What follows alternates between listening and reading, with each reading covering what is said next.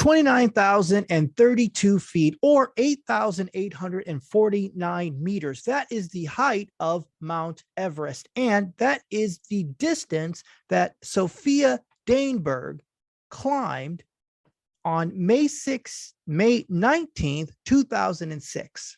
And when she did that, she became the first African-American woman to climb Mount Everest mountains. Next, think about the seas, the oceans, sailing the oceans, sailing around the world. The current record holder for a crew going around the world was skippered by Francis Johann in 40 days, 23 hours, 30 minutes, and 30 seconds.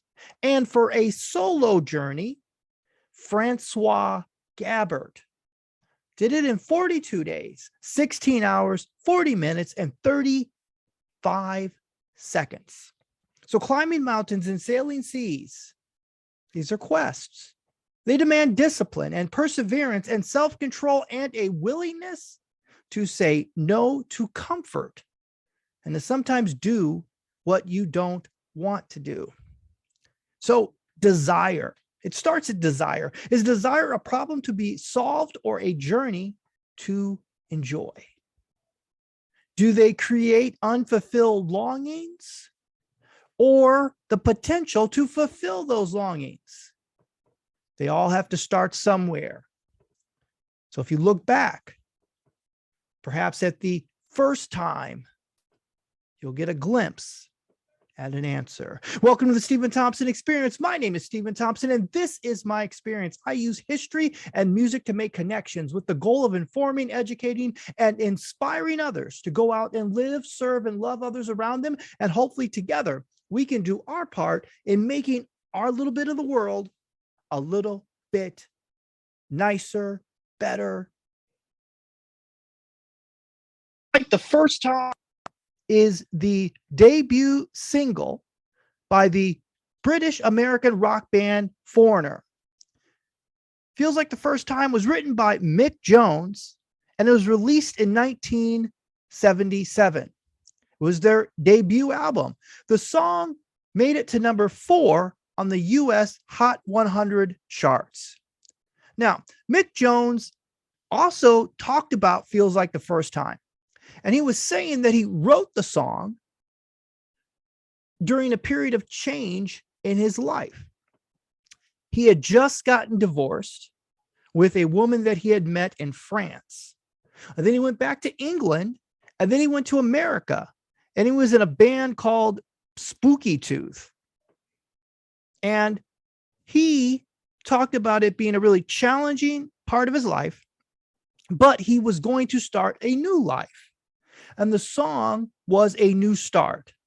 In fact, he met somebody else, got remarried, moved with her to America, and the song was describing that experience, the experience of a new start. Because we start things, some things work out, some things don't work out. But the point of it is we can start many things and be successful at them. Person who did that, Elizabeth Carter Brooks. And she was an educator, an activist, and an architect. She was born in 1867. She was the daughter of a slave owned by President John Tyler. She went and studied architecture and design at the Swain Free School in New Bedford, Massachusetts. Then she became New Bedford's first African-American teacher that was funded by the NAACP chapter. She also helped open up the New Bedford Home for the Aged, and she helped design the building. She was thought to believe that it was important to preserve buildings associated with African-American history, and she worked throughout her life to recognize and protect them. There it is. That concept of the first time, the first one, first African-American teacher in her community. You know the song lyrics, stick me and strike me this way. Let me give you some of the song lyrics. I've waited a lifetime, spent my time so foolishly, but now that I found you, together we'll make history. And I know that it must be the woman you that brings out the man in me. I know I can help myself. You're all my eyes can see. And it feels like the first time, like it never did before. Feels like the first time, like we've opened up the door. Feels like the first time, like it never will again. Never again. First time. Desire. Desire and destiny go together. They could almost be considered the same word. Desire comes from a Latin word, desiderare, and that means to long for or wish for. And that comes from desidere, and that means it comes from the stars. And that idea is that we wait to see what the stars bring. Desire can go both ways. Religious traditions talk about desire separately. Hindus say that desire is a life force, but it's also a great symbol of sin and the destroyer of self-realization.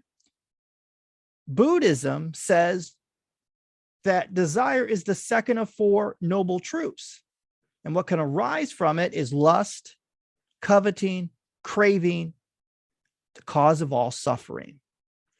And the Bible starts off with Adam and Eve saying that if they would have resisted eating from the forbidden tree, they would have not been tossed out of Eden. In fact, 4 of the 7 deadly sins, which include evil, gluttony, greed, and lust, they're all centered around desire.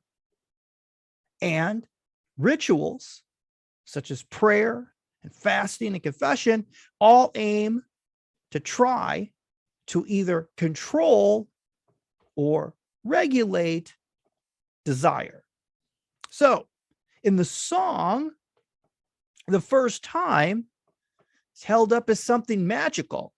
I can agree with that. Think about some of your first times. You going to Disney World, or your first concert, or if you're an athlete, your first championship. But other times are not so memorable. I think about the first time I played an instrument. It wasn't very memorable.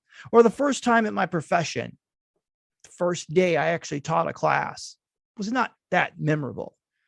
First days of school sometimes are a little bit awkward. And the first time learning new skills can be quite challenging. So if I find myself in a desire with no experience in this world, let me start that one over again. There's a quote by C.S. Lewis. It goes like this: if I find in myself a desire which no experience in this world can satisfy, the most probable explanation is that I was made for another world. That's what C.S. Lewis said. And that aligns with the quote from It Came from the Stars, or waiting for something that came or comes from the stars.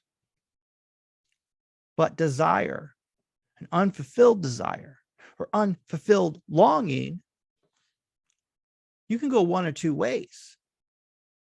You could become jealous. A definition of jealousy is a state or feeling of being envious or of wanting what someone else has. And that leads you to a path of anger or resentment. Or you can make another choice. You could simply decide to keep going. The Bible says in the book of Hebrews 12, verse 1, therefore, since we are surrounded by such a great cloud of witnesses, let us throw off everything that hinders and the sin that so easily entangles, and let us run with perseverance the race marked out for us. So we start at the bottom, and in order to gain proficiency or mastery, we need to show up a second, third, fourth, or even 100th time. So the first time should not be the last time, nor the only time. So there we have unfulfilled longings or unfulfilled desires. What do we do? Well, if it's unfulfilled, number one, name what is going well and get specific. I have a home. I have clothes. I have food. Name what you do well and have done well.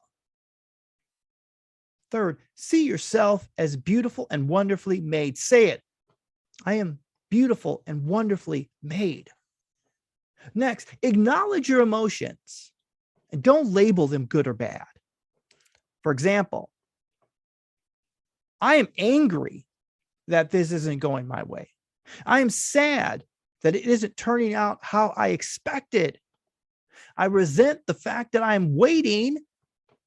And you fulfill in your unfulfilled longing or your desire. But I'm not bitter at myself. I'm not punishing myself. I'm not rebuking myself for having these emotions. I'm going to pause for a minute. Then I can just keep moving and working towards, the goal or the desire that I have. And whether it be climbing mountains or sailing across the sea or searching for a first time feelings of wonder and excitement, you just continue to move. It's a Chinese proverb that I enjoy. The best time to plant a tree was 20 years ago. The next best time is today. So let today be the first time of something new or the continued progression towards something longed for. If you are in this position to contemplate what I'm saying, you are in a good place. So which way will you move? Thank you for listening to the Steven Thompson Experience. My name is Steven Thompson, and this is my experience. This podcast right now, this episode marks 5 years of shows, and I will be here for as long as I enable. So wherever you are and wherever you are, thank you for listening and supporting. And go out today and contribute your gifts, your talents, and your abilities. You're needed and you are valued just the way you are. Have a good one. Bye-bye.